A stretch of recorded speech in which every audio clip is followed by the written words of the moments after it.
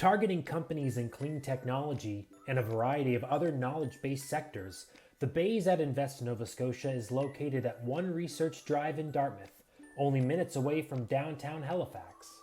There's always a range of startups on site.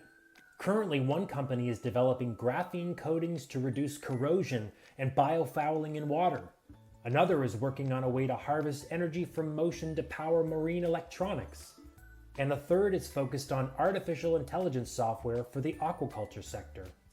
Like the labs, the Bays offers flexible leasing arrangements and 24-hour access.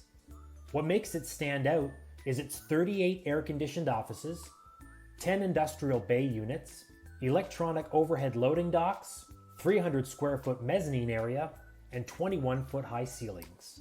Residents get everything from our hands-on business guidance to enterprise-grade voice and data networks. Everything you need in a facility to gain a competitive advantage in the global marketplace.